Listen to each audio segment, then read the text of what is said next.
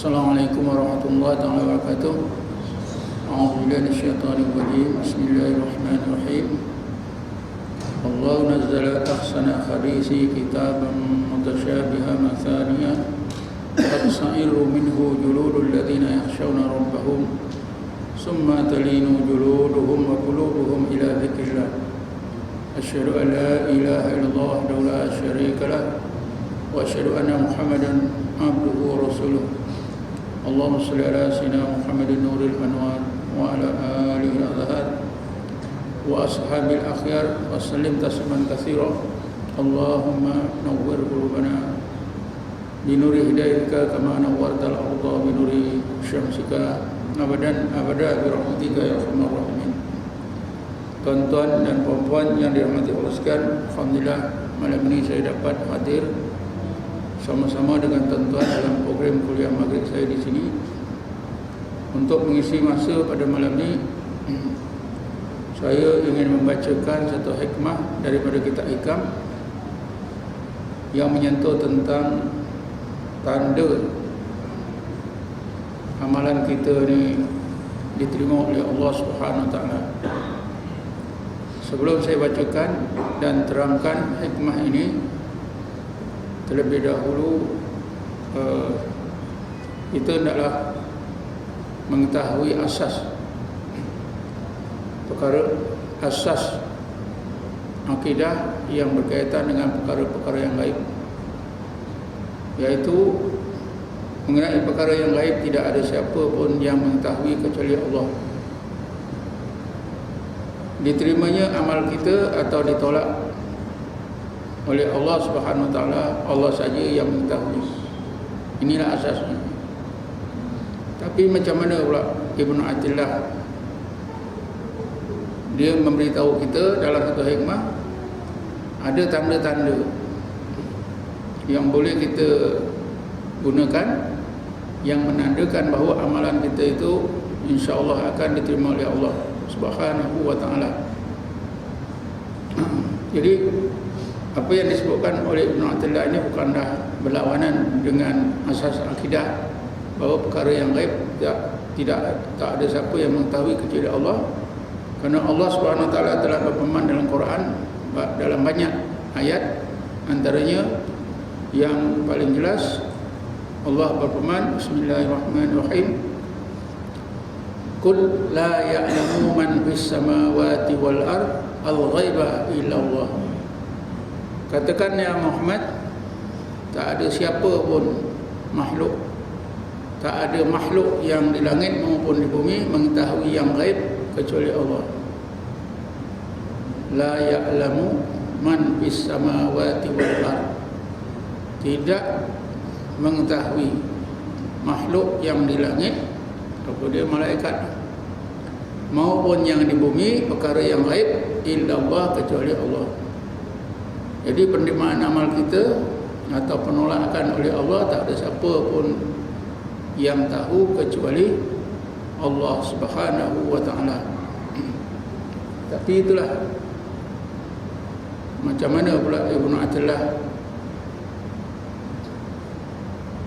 menerangkan ada tanda-tanda yang boleh kita gunakan yang menunjukkan bahawa amalan kita ini ada harapan untuk diterima oleh Allah Subhanahu Wa Taala. Sebenarnya tidaklah berlawanan, kerana apa yang disebut oleh Ibnu Athilah ini ada juga dalil-dalilnya di dalam Al-Quran, ada juga disebut oleh Rasulullah sallallahu alaihi wasallam.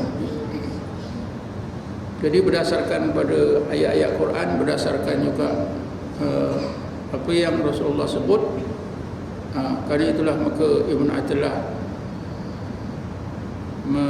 meringkaskan, merumuskan dalam kata hikmah ini. Kata beliau,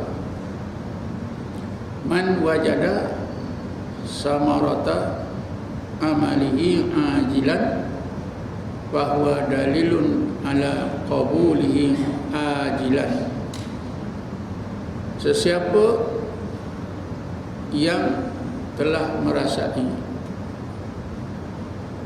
buah amalannya ketika hidup di dunia ini, maka itu adalah tanda bahawa dalilun, itu adalah satu dalil, satu alamat, satu tanda yang menunjukkan ala qabulihi, yang menunjukkan Allah Ta'ala akan terima amalan itu. Di mana? Ajilan, besok di akhirat. Kita beribadat, berbagai ibadat yang diperuntukkan maupun yang disunatkan, termasuklah juga meninggalkan yang dilarang oleh Allah Subhanahu wa Ta'ala. Kalau kita merasa buah amal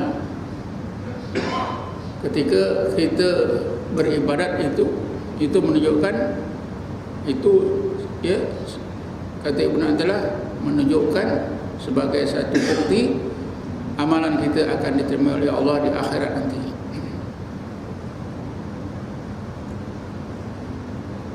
Jadi apakah dia buah amal ni? Seorang ulama daripada Maghribi bernama Ibnu Ajibah telah menjelaskan kepada kita apakah yang dimaksudkan buah amal. Kata Ibnu Ajibah, antara buah amal ialah yang pertama, kata beliau, lazidut ta'ati. Lazid itu lazat lah. Lazat, berasa lazat ketika melakukan apa yang Allah suruh. Ta'at itu ialah melakukan apa yang Allah suruh, meninggalkan apa yang Allah larang. Lazat, lazidut ta'ati, berasa lazat ketika melakukan apa yang Allah suruh, meninggalkan apa yang Allah larang.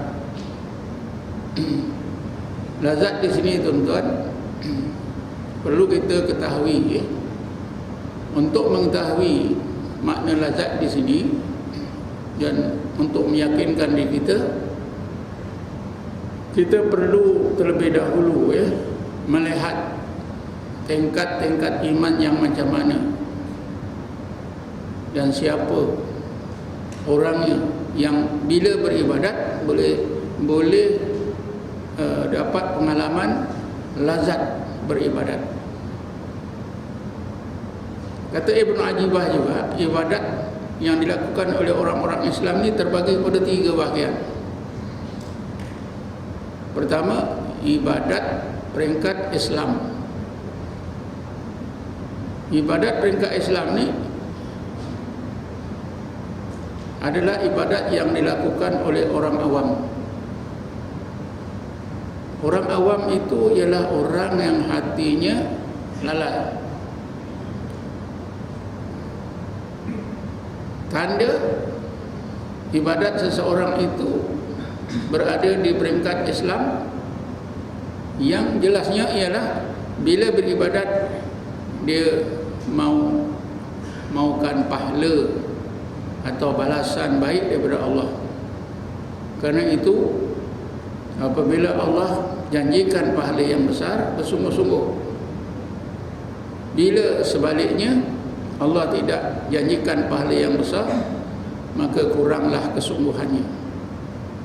Maka kerana itu, bila terlepas daripada melakukan ibadat yang dijanjikan oleh Allah pahala yang besar, dia rasa sangat rugi.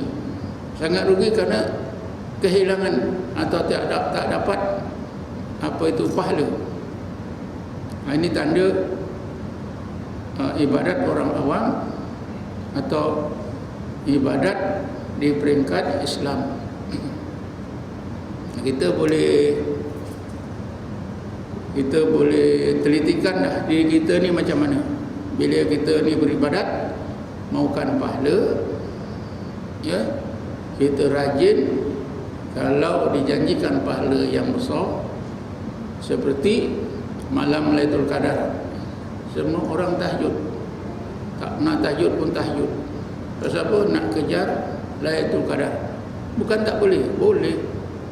Bukan dilarang. Orang-orang sufi bukan melarang, cuma Ibnu Ajibah menerangkan itu tanda kita ini orang awam. Ibadat kita peringkat Islam. Yang orang awam tu yang macam mana? Diukur dari hatinya. Dalam kuliah yang lepas saya sudah terangkan bahawa Allah melihat hati kita. Oleh kerana hati kita lalai, maka menurut orang-orang sufi kita tergolonglah dalam golongan orang awam. Jadi orang awam ni bukan orang yang tidak berilmu. Tak kira walaupun dia ilmunya banyak, alim. Kalau sekarang ilmu banyak itu diukur dengan ijazah. Ijazahnya bukan saja BA, mungkin MB, mungkin ada PhD dalam pengajar Islam. Tapi kalau hatinya lalai, dia orang awam. Dari segi ilmu dia alim. Sebab itulah tuan-tuan, hari akhirat besok disebut dalam suratul Waqi'ah dia khafidatun rafi'ah. Hari akhirat itu ialah hari di mana Allah Ta'ala merendahkan yang rendah, meninggikan yang tinggi. Kita semua mungkin terperanjat besok. Yang kita fikir tinggi, rendah. Yang kita fikir di dunia, dia tentulah tinggi derajatnya, rendah. Yang kita fikir rendah, rupanya tinggi. Ya, di surah Waqi'ah ada sebutkan Bismillahirrahmanirrahim. Idza waqatil waqi'ah laisa liwaq'atiha kadhibah khafidatun rafi'ah. Mana khafidah tu? Allah merendahkan yang sebenarnya orang itu rendah walaupun di dunia dia tinggi. Ya.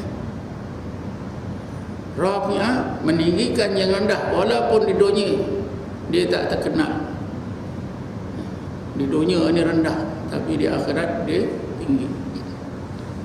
Jadi itulah amal tingkat yang pertama, amal tingkat Islam. Orang yang seperti ini tentulah tak dapat merasakan ladzatut ta'ah, lazat bila beribadat, tak akan merasa. Pasal apa? Hati orang awam ini lalai. Bila lalai, macam mana nak rasa lazatnya beribadat? Tentu tidak. Kemudian ibadat tingkat yang kedua ialah ibadat tingkat iman. Ini kata Ibnu Ajibah juga dalam kitabnya Iqadul Iman. Ibadat tingkat iman ni ialah ibadat yang dilakukan oleh golongan khawas. Menurut Imam Ghazali, orang khawas itu ialah orang yang hatinya sudah ditukarkan oleh Allah daripada lalai kepada sedar. Sudah sedar. Sedar terhadap Allah, sudah hidup dan sedar. Tanda amalan seseorang itu sampai di peringkat iman, amal peringkat iman ialah dia ada tanda, dia ada rasa juga mahukan pahala, tetapi dia teringat bahawa keredaan Allah itu lebih baik, maka segera ditukarkan daripada pahala kepada keredaan Allah Subhanahu wa taala. Jadi maknanya amalan di peringkat iman, tandanya apa dia? Ialah orang itu bila beribadat mahukan keredaan Allah. Pasal apa? Keredaan Allah itu lebih baik daripada pahala yang dijanjikan. Pahala yang dijanjikan ini macam balasan yang minimal. Tapi keredaan Allah itu, bila Allah dah redha, tentulah Allah Ta'ala akan tambahkan, akan beri yang lebih baik lagi. Jadi ibadat peringkat iman ni lebih baik lah.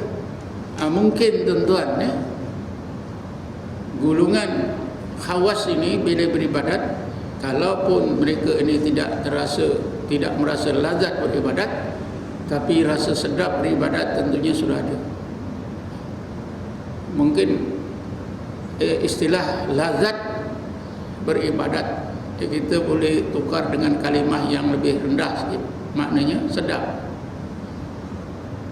Kalau makanan sedap kan sedap. Tapi kalau orang menjawab sedap ke makannya, oh lazat sangat, tentulah beza ya antara sedap dengan lazat. Jadi kalau orang awam memang tak ada sedap, tak ada lazat, tak ada. Tapi orang khawas ni tuan-tuan, dia sudah ada rasa. Dia sudah ada rasa. Sebab apa? Munasabah lah, logik lah, pada akal lah. Kerana hati sudah hidup, sudah hilang sifat lalai.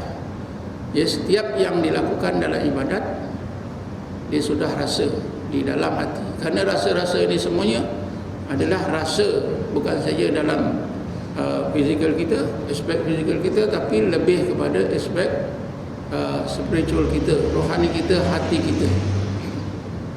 Kemudian ibadat peringkat yang ketiga, yang tertinggi sekali, ialah ibadat peringkat ihsan.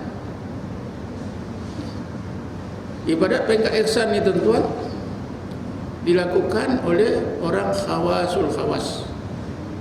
Mereka ini boleh beribadat tidak memikirkan apa-apa, kecuali mereka memikirkan Allah. Yang mereka mau Allah. Bila mereka ini mau Allah tuan-tuan, itulah yang dirasakan lazat beribadat itu ialah Allah. Ilmu tasawuf ni tuan-tuan sangat halus. Walaupun disebut lazat melakukan ibadat,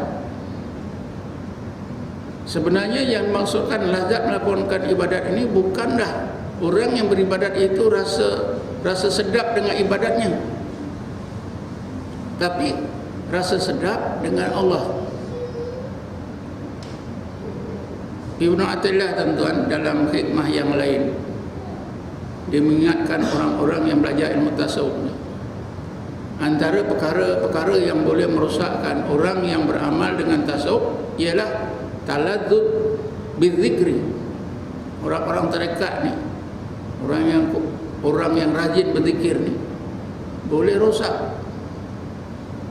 Apa di antara perkara yang merosakkan? Kata Ibnu Athaillah, taladzud bidzikri, sedap bila dia berzikir. Dia sedap dengan zikir. Orang berzikir ni boleh khusyuk tuan-tuan, khusyuk kerana Allah. Tapi andainya bertukar, Allah itu ditukar dengan zikir, dia rasa lazat dengan zikir. Kata orang-orang sufi, siapa berzikir dia rasa lazat dengan zikirnya, dia macam juga penyanyi. Penyanyi dia lazat, dia seronok dengan nyanyiannya. Sebab itulah yang dimaksudkan ladzidut ta'ah, lazat bila melakukan ibadat, ialah hati orang itu rasa senang, rasa sedap dengan Allah Subhanahu wa taala, bukan dengan ibadatnya, bukan dengan ibadatnya. Cuba kita tengok dalam doa iftitah tuan-tuan. Doa iftitah yang selalu kita baca, antara lain apa? Inni wajjahtu wajhiya lilladzi fataras samawati wal ard. Sesungguhnya aku menghadapkan wajah aku kepada zat Allah, Allah yang menciptakan segala kejadian di langit dan di bumi. Kita mengerjakan semayang atau solat itu tuan-tuan, sebenarnya hati kita itu, roh kita itu menghadap Allah. Kalau betul hati dan roh kita menghadap Allah tuan-tuan, maka hati roh kita itu rasa seronok, rasa sedap, rasa lazat, seperti yang dirasakan oleh Rasulullah sallallahu alaihi wasallam. Rasulullah bila mengerjakan solat sampai ke peringkat itu. Sebab itu baginda pernah bersabda yang berarti antara 3 perkara yang aku sangat suka dalam hidup aku di dunia ini ialah qurratu aini bis solat, sejuk mata hatiku di dalam sembahyang. Sebab bila sembahyang, bila Rasulullah mengerjakan sembahyang, tuan-tuan, hati Rasulullah, roh Rasulullah itu betul-betul musyahadah terhadap Allah. Dia rasa seronok, dia rasa senang. Qurratu ain ni, tuan-tuan, kalau ibu yang ada anak kecil itu qurratu ain bagi ibu. Kalau 2 orang pemuda-pemudi tengah berkasih antara satu sama lain, itu qurratu ain. Ini Rasulullah menegaskan kepada kita, bila dia sembahyang betul-betul dia musyahadah, hatinya musyahadah kepada Allah, dia rasa sangat bahagia. Jadi qurratu ain ni mungkinlah yang dimaksudkan, sama yang dimaksudkan oleh Ibnu Athaillah, ladzidut ta'ah, lazat sembahyang. Sebenarnya tuan-tuan, kalau kita belajar tasawuf sebenar-benar dipimpin oleh orang sufi sebenar, kita memang diajar peringkat demi peringkat untuk merasa berdepan dengan Allah Ta'ala. Berdepan dengan apa? Zat Allah Subhanahu Wa Ta'ala. Di dalam tasawuf, tuan-tuan, ada amalan yang dinamakan wukuf qalbi. Wukuf qalbi ini artinya hati mesti ingat Allah, berhenti daripada ingat yang lain pada. Hati itu hanya ingat Allah sambil merasa berdepan dengan zat Allah. Zat Allah yang Allah sebut dalam Quran, Bismillahirrahmanirrahim, laisa kamislihi syai'un. Tak ada sesuatu yang serupa dengan zat Allah. Mana zat Allah itu ada wajibal wujud, tak boleh dirupa, tak boleh dibanding, tak boleh dikenal. Lalu kita diajar supaya kita merasa berdepan dengan zat Allah. Dan zat Allah ini tak jauh, disebut dalam Quran,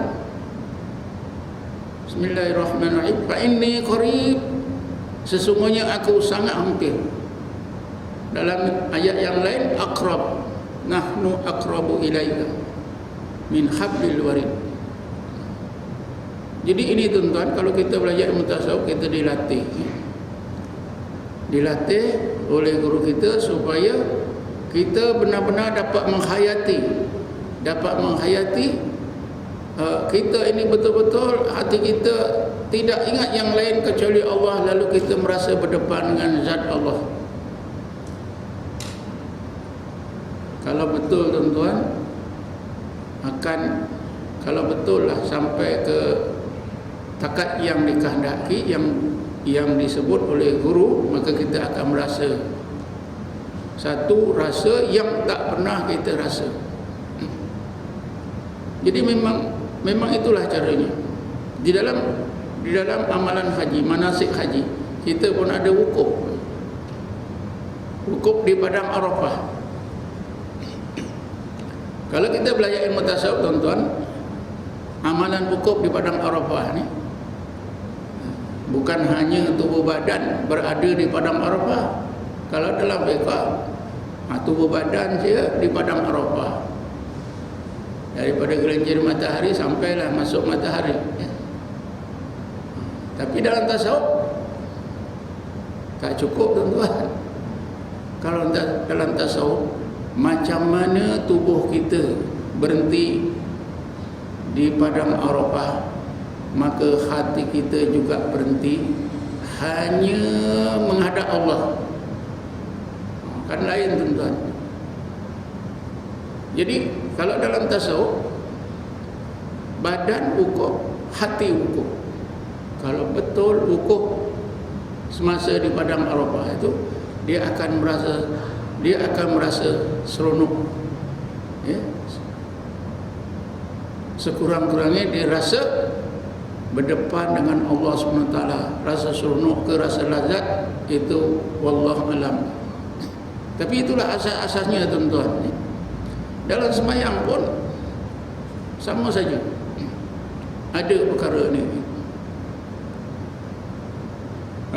Jadi kesimpulannya tuan-tuan, orang hanyalah orang khawasul khawas. Bila mereka beribadat, akad mereka lah yang berasa sedap, lazat beribadat kepada Allah Subhanahu wa taala. Ya? Kerana hati mereka, roh mereka benar-benar musyahadah terhadap Allah Subhanahu wa taala. Kalau kita ingatkan tuan-tuan, ayat terakhir, ayat ke-30 suratul Fajr. Ayat 30 suratul Fajr. Selalu juga imam kita baca. Kita bacalah mulai ayat 27. Bismillahirrahmanirrahim. Ya ayyatuhan nafsul mutmainnah, irji'i ila rabbiki radiyatan mardiyah, fadkhuli fi ibadi, fadkhuli jannati. Wahai jiwa, wahai roh, wahai hati yang mutmainnah. Ini Allah hadapkan ya firman-Nya ini kepada kita semua ketika kita hidup di dunia ini. Ya, apabila hati kita ni sampai ke tingkat mutmainnah, maka Allah Taala panggil roh kita, hati kita ini untuk musyahadah kepada Allah. Kenapa dikatakan panggil musyahadah semula kepada Allah? Kerana roh kita sebelum dimasukkan ke dalam tubuh memang menghadap Allah, musyahadah kepada Allah. Ada satu ayat tuan-tuan yang menjelaskan tentang hal ini. Bismillahirrahmanirrahim. Wa id akhadha rabbuka min bani adam min dhuhurihim dhurriyyatahum wa ashhadahum ala anfusihim alastu bi rabbikum qalu bala syahidna. Kita ambil saja yang akhir. Ya. Allah berfirman kepada roh-roh kita sebelum dimasukkan ke tubuh kita dengan firman-Nya, alastu bi rabbikum, tidakkah aku ni Tuhan kamu wahai para roh manusia? Qalu, maka para roh manusia masuklah juga roh kita walaupun kita tak pernah rasa. Qalu, maka para roh manusia semua menjawab, bala syahidna, bahkan ya Allah, Engkau lah Tuhan kami saksikan. Jadi tuan-tuan, bila roh kita ni masukkan ke tubuh kita, roh kita dah tak kenal Allah. Tapi bila roh kita ni, hati kita ni mutmainnah, barulah Allah panggil semula, irji ila rabbiki radiyatan mardiyah, kembalilah kamu menghadap musyahadah pada Tuhan kamu seperti dahulu dalam keadaan redha dan diridhai oleh Allah. Fadkhuli fi ibadi, masuklah dalam golongan hamba-hambaku. Akhir ayat yang akhir ni suratul Fajr. Fadkhuli jannati, maka masuklah ke dalam surga. Orang-orang sufi, boleh katakan semua orang sufi menafsirkan tuan-tuan, fadkhuli jannati ini bukan berarti masuk surga yang kita tahu. Di sini maknanya masuklah dalam surga musyahadah kepada aku. Roh kita ni bila musyahadah terhadap Allah ketika di dunia, itulah puncak kebahagiaan manusia di dunia. Kalau tuan-tuan baca sebuah kitab Imam Ghazali ya, Kimia Sa'adah, kimia sa'adah, kimia kebahagiaan. Imam Ghazali menjelaskan kebahagiaan di dunia ini sebenarnya ialah kebahagiaan hati kita bila hati kita ini menghadap Allah. Jadi itulah disebutkan oleh Allah, fadkhuli jannati. Kenapa jannatun itu dihubungkan dengan ganti nama Allah, jannati, surgaku. Ya, di situ maknanya Allah. Tidak seperti biasa. Kalau ada alif lam, fadkhulil jannata, al jannata, itu surga yang kita tahu. Tapi kenapa alif lam dibuang? Ini siapa belajar bahasa Arab tahu lah. Akhirnya disambung dengan ganti nama Allah, iaitu ya. Masuklah ke dalam surgaku. Ada orang-orang sufi, masuklah dalam surga musyahadah kepada aku. Jadi bila hati kita, roh kita musyahadah kepada Allah, itulah puncak kebahagiaan kita yang sebenar. Jadi apabila kita beribadat, betul-betul kita menghadap Allah, memanglah akan rasa apa yang disebutkan oleh Ibn Ajibah tadi, lazidut ta'at. Seperti Rasulullah ya, dalam ketika solat, Rasulullah betul-betul dapat musyahadah kepada Allah. Itulah saat paling bahagia dirasakan oleh Rasulullah SAW. Di dalam Quran tuan-tuan ada satu ayat pernah juga saya selalu sebutkan dalam kuliah-kuliah saya yang lepas ya. Bismillahirrahmanirrahim. Waliman khafa maqama rabbih jannatan. Salah daripada surah Ar-Rahman. Waliman khafa, dan bagi orang yang takut kepada kebesaran Tuhannya Allah, jannatan, dua surga. Waliman khafa maqama rabbih jannatan, bagi siapa yang benar-benar takut kepada kebesaran Tuhannya Allah, dua surga. Dua surga ni tuan-tuan juga dihuraikan oleh ulama tasawuf. Pertama, jannatul ajilah, surga ketika di dunia ini, iaitu bila hati seorang itu musyahadah kepada Allah, dirasakan sangat bahagia. Surga yang satu lagi ialah mata kepala orang-orang yang hampir kepada Allah ini akan dapat melihat Allah di akhirat nanti. Waliman khafa maqama rabbih jannatan, dan bagi orang yang benar-benar takutkan kebesaran Tuhannya Allah, dua surga. Pertama jannatul ajilah, yang kedua jannatul ajilah. Jannatul ajilah yang sekarang ialah musyahadah hati terhadap Allah, dan yang kedua ialah melihat Allah dengan mata kepala di akhirat nanti. Tapi semua perkara ni tuan-tuan jauh daripada pengalaman kita. Jadi sebab itulah kita bila mendengar tu macam susah kita nak faham, jauh daripada pengalaman. Ya, mungkin kita sebagai orang yang awam, kita diajak oleh Allah Ta'ala memahami pengalaman orang khawasul khawas, memang jauh lah. Tapi kenapa pula kita belajar? Tak apalah kita belajar, mudah-mudahan dapat kepahaman, mudah-mudahan jadi penolong, kerana ini ilmu. Mudah-mudahan juga jadi satu panduan kepada kita, ya, macam mana orang khawasul khawas, orang-orang muqarrabun Rasulullah bila beribadat rasa seronok, kita pula sebaliknya. Itu jadi satu motivasi lah untuk kita untuk meningkatkan ibadat kita. Buah amal yang kedua ialah manis ketika munajat. Kalau sembahyang tuan-tuan, semua bacaan kita itu, tasbih kita, takbir kita, semua adalah merupakan doa. Jadi orang khawasul khawas bila mereka ni solat, mereka ni betul-betul merasa munajat kepada Allah Subhanahu wa taala, berdepan dengan Allah Subhanahu wa taala. Jadi rasa manis kerana Allah yang dikasihi. Tentunya orang khawasul khawas ni tuan-tuan, mereka ni, hati mereka ni sampai ke peringkat apa? Mahabbah. Hati kita ni ada 10 sifat tuan-tuan. Pertama, taubat. Kedua, sabar. Ketiga, syukur.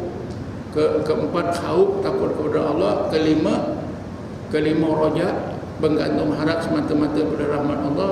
Keenamnya zuhud, ketujuhnya tawakal, kelapannya ialah redha, kesembilannya mahabbah.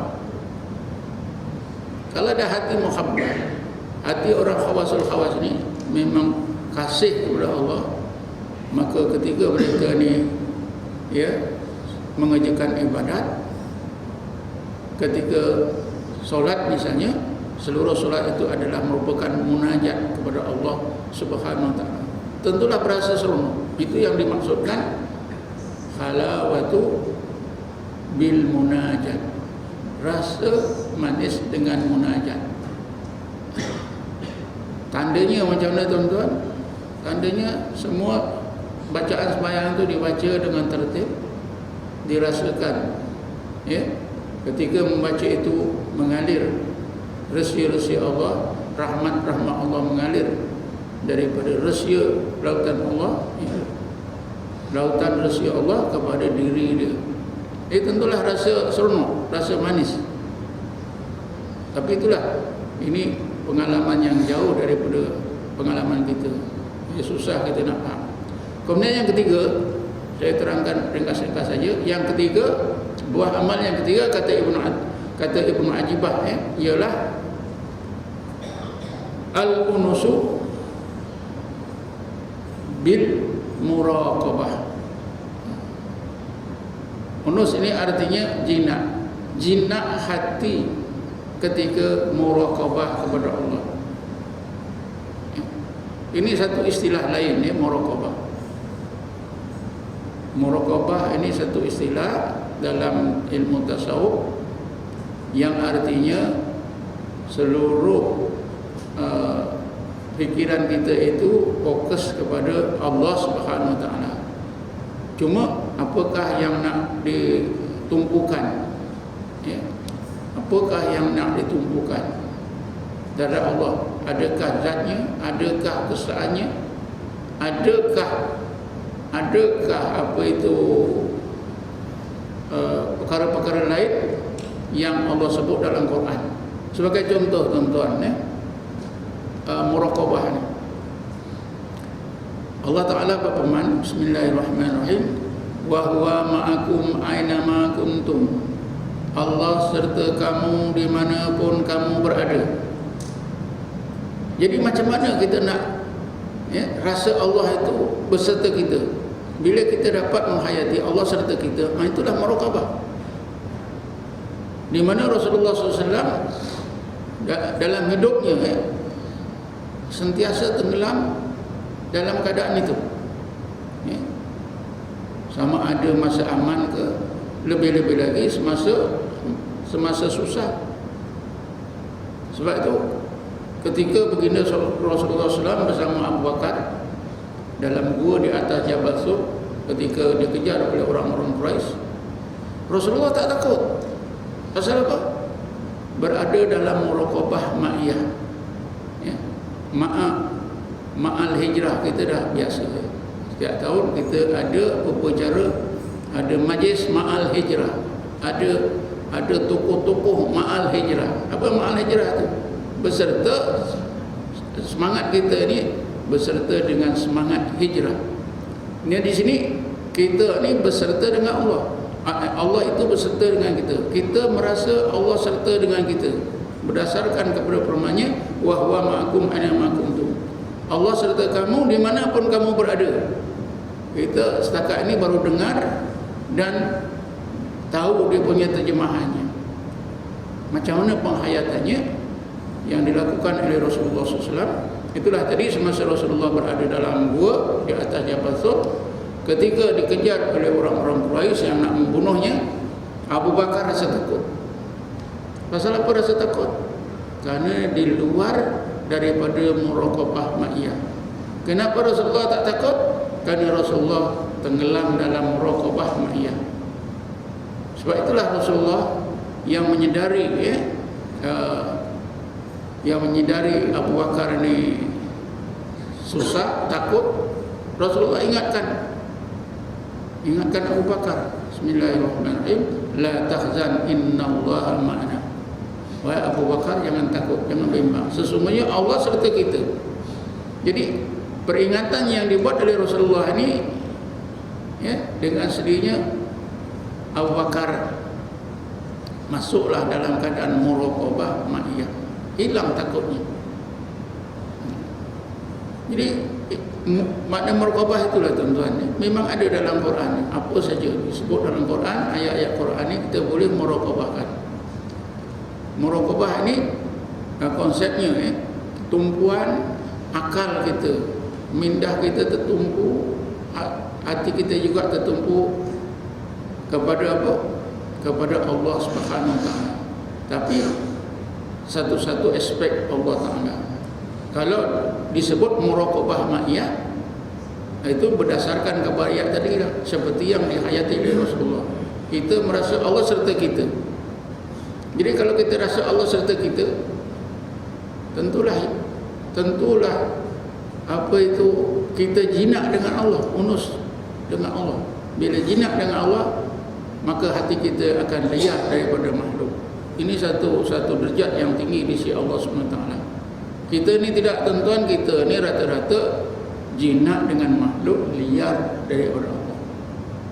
Jadi kata Ibnu Athilah, kata apa Ibnu Ajibah, buat amal yang ketiga ialah hati itu merasa jinak dengan Allah ketika bermuraqabah dengan Allah Subhanahu Wa Taala. Banyak perkara-perkara yang berkaitan dengan muraqabah ni, tuan-tuan, yang perlu kita terangkan ni. Tapi saya tak sempatlah. Cuma saya nak habiskan dua lagi, ya. Dua lagi apa itu buat amal menurut apa yang diterangkan oleh Ibnu Ajibah. Yang keempatnya ialah surur ruh bil musyahadah, dan yang kelimanya surur sir bil tajalliyat. Ini istilah-istilah yang berat-berat, tuan-tuan. Apa pasal berat? Kita jarang mendengar. Surur itu kita selalu dengar, suka, gembira hati, gembira roh kerana musyahadah kepada Allah. Kalimah musyahadah juga kita selalu juga sudah mendengar, ya. Memang kita diperintah oleh Allah supaya kita berasa suka, gembira, ya. Terutamanya ketika menerima kebaikan. Bismillahirrahmanirrahim. Qul bi fadlillahi wa bi rahmatihi fa bidzalika falyafrahu wa khairum mimma yajma'un. Ya Muhammad, kau ajarkan kepada umatmu supaya umatmu itu berasa suka hati, gembira hati ketika menerima berbagai kurnia dan rahmat daripada Allah Subhanahu Wa Taala. Jadi buah amal ni yang keempatnya, kata Ibnu Ajibah, ialah roh kita ini berasa suka, gembira ketika roh kita musyahadah kepada Allah. Kemudian yang akhir sekali, wasururu sir bitajalliyat. Sir kita juga rasa suka, gembira kerana menerima berbagai tajalli daripada Allah Subhanahu Wa Taala. Tajalli ni, tuan-tuan, ada disebutkan dalam Quran. Bismillahirrahmanirrahim. Ini berkaitan dengan Nabi Musa. Bismillahirrahmanirrahim. Falamma tajalla rabbuhu lil jabal ja'alahu dakka wa kharra Musa sa'iqa. Maka apabila Allah Subhanahu Wa Taala tajalli untuk Nabi Musa, tajalli ni, tuan-tuan, hanya boleh berlaku dalam sir. Kan mata kita ni memandang, telinga kita mendengar, yang ada suara, mendengar, melihat apa yang biasa alam. Tapi akal kita, kebolehannya lebih. Hati kita itu kebolehannya lagi lebih. lebih canggih, lebih kemampuannya lebih.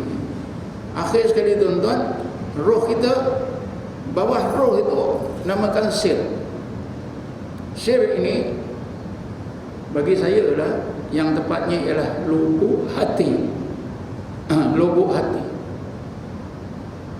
Apabila seseorang itu dapat hidayah daripada Allah tuan-tuan, ya, maka dia akan sampai ke dalam sir dan tersimpan di dalam sir. Jadi apabila seseorang dapat hidayah daripada Allah terus masuk ke dalam sir, tersimpan dalam sir, ketika itu dia rasa suka, dia rasa apa? Suka dan gembira kerana menerima tajalli daripada Allah Subhanahu Wa Taala. Apa saja ayat-ayat Quran tuan-tuan, kalau kita dengar atau kita baca sendiri, kita dengar bacaan kita, ada memberi kesan yang hebat. Antaranya apa? Antaranya ialah Allah akan tajallikan dalam sir kita rahsia-rahsianya. Jadi bila seseorang itu beribadat, dia akan dapat tajalli, berbagai tajalli. Kalau kita ingatkan satu hikmah yang lain yang disebut oleh Ibn Athilah tentang sembahyang. Apa antara lain rahsia sembahyang itu? Kata Ibn Athilah, tattasi'u fiha mayadinul asrar. Ketika kita sembahyang tuan-tuan, apa itu, lapangan sir kita itu semakin luas. Karena apa? Sir kita ini dianggap sebagai gedung di mana Allah Ta'ala akan melimpahkan ilmu, melimpahkan rahsia-rahsia ke dalam sir kita, yang kita rasa hati. Tapi sebenarnya hati itu berlapis-lapis yang menyimpan, menerima hidayat daripada Allah itu ialah sir kita. Jadi dalam sembahyang, kata Ibn Athilah, sir kita itu akan semakin luas. Kerana ketika kita sembahyang atau solat, semasa itulah Allah limpahkan berbagai rahsia, berbagai ilmu terus ke dalam sir. Jadi itulah yang dimaksudkan oleh Ibn Ajibah, bila sir kita ini menerima berbagai tajalli daripada Allah Ta'ala, terutamanya tajalli apa yang berkait dengan hidayah, berkait dengan ilmu, maka tentulah sir itu rasa suka. Maknanya hati kita lah. Tapi antara hati dan sir itu, situ juga. Cuma yang kita tahu hatinya, tapi hati ini berlapis-lapis. Hati itu berlapis-lapis, ada 7 lapis hati. Yang terakhir sekali itulah sir. Sir inilah tempat apa itu? Allah melimpahkan ilmu, dan disitulah tersimpannya ilmu. Cuma kita tak faham tuan-tuan. Kita boleh memahami sir ini begini tuan-tuan. Apabila kita, katalah tuan-tuan petang tadi, ya, teringat masjid, nak pergi masjid, ya. Lalu tuan-tuan siap-siap ambil wuduk ke pakaian, terus datang ke masjid, dan sekarang berada dalam masjid. Macam mana tuan-tuan perjalanan itu? Macam mana kita boleh sampai? Sebenarnya dalam sir kita itu sudah ada maklumat tentang masjid, tentang kewajipan ke, tentang kelebihan masjid ke, tentang sembahyang Jumaat, sudah dalam sir. Itulah tuan-tuan disampaikan, ya, secara otomatik ke akal kita. Akal kita pula pergi ke hati balik. Hati yang ambil keputusan, ya. Hati yang ambil keputusan. Jadi apabila tuan-tuan datang kemari, itu keputusan hati. Tapi datang dari mana? Berasal daripada sir. Kalau sir kita kosong, yang ada main bola misalnya, memang tak datang masjid. So apa? Tak boleh sampai ke akal. Akal tak ada. Sebab itu ilmu iman ni sangat penting tuan-tuan. Jadi itulah yang dimaksudkan sir. Jadi saya fikir setakat ni lah, insya-Allah kita boleh terangkan nanti pada kuliah akan datang kalau saya ingat. Jadi kesimpulannya, ya, yang pertama sekali, Tak ada siapa yang dapat mengetahui ibadat kita ni diterima atau ditolak oleh Allah. Allah saja. Cuma apa yang disebutkan oleh Ibnu Athaillah tadi, tanda-tanda yang memang biasa dirasai oleh Rasulullah, dirasai oleh orang-orang yang tergolong dalam golongan khawasul khawas. Sebab itu apabila kita mendengarnya, susah kita nak faham. Setakat ini saja. Wallahu a'lam. Assalamualaikum warahmatullahi wabarakatuh.